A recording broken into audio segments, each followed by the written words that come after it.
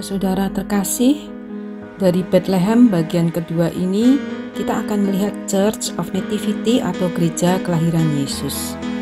Basilika ini dibuka pada tahun 333 Masehi. Luas gereja ini mencakup 12.000 meter persegi. Basilika terdiri dari 3 biara atau dikelola oleh Ortodoks Yunani, Apostolik Armenia, dan Katolik Roma. Yuk kita lihat bagian berikutnya.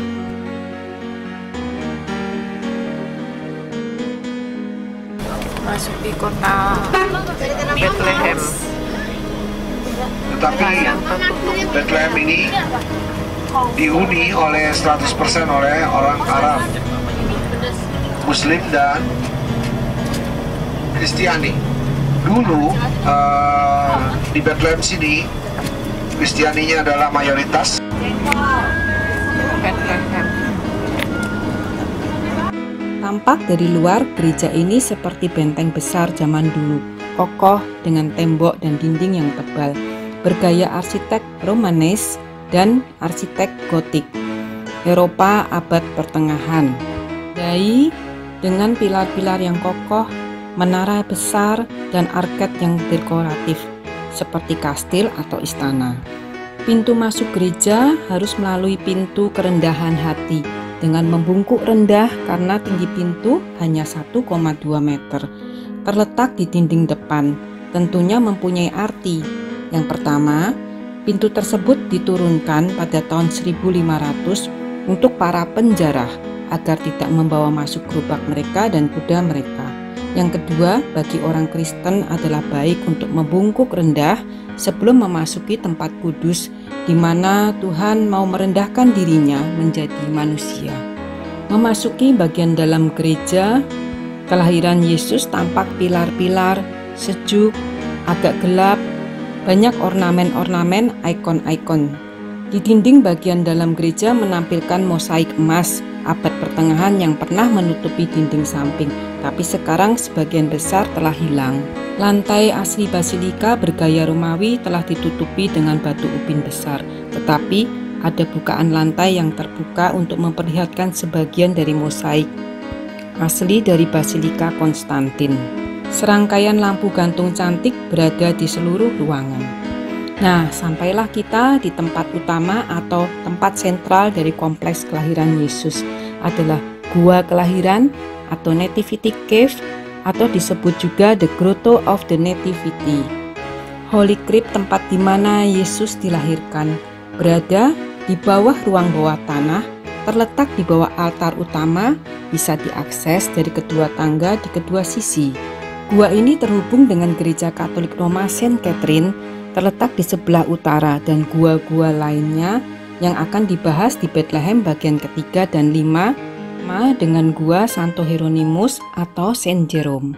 Altar kelahiran atau tempat di mana Yesus dilahirkan ditandai dengan bintang perak berujung 14 di lantai marmer, dikelilingi oleh 15 lampu perak yang mewakili 3 komunitas Kristen, 6 untuk Ortodoks Yunani, 4 untuk Katolik Roma, dan 5 milik Apostolik Armenia.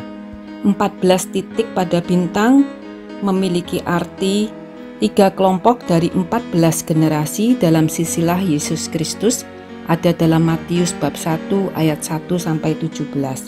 Dan di ayat 17 dikatakan, jadi seluruhnya ada 14 keturunan dari Abraham sampai Daud, 14 keturunan dari Daud sampai ke pembuangan Babel, dan 14 lagi untuk Yesus Kristus. Dari 4 Injil hanya Matius dan Lukas yang memberikan narasi tentang kelahiran Yesus, yaitu Matius bab 1 ayat 18 sampai 25, dan Lukas memberikan rincian tentang kelahiran Yesus di Bethlehem di Lukas bab 2 ayat 1 sampai 7. Lukas menyebutnya palungan, bukan gua, dan ia melahirkan seorang anak laki-laki, anaknya yang sulung, lalu dibungkusnya dengan lampin dan dibaringkannya dalam palungan karena tidak ada tempat bagi mereka di rumah penginapan. Lukas bab 2 ayat 7. Jadi ingin tahu kan mengapa gua ini disebut Nativity Cave atau gua kelahiran Yesus? Nah, menurut teolog Kristen awal, Seorang filsuf Yunani bernama Origen dari Alexandria pada tahun 2048 Masehi menulis, di Bethlehem, gua menunjukkan di mana dia dilahirkan dan palungan di gua tempat dia dibungkus dengan lampin. Terima kasih sudah menyaksikan Bethlehem bagian kedua. Kita belum melihat keseluruhan gua kelahiran Yesus atau Grotto Holy Crypt. Karena itu, ikuti terus perjalanan ini. Di saat aku boleh sendirian di dalam gua tersebut.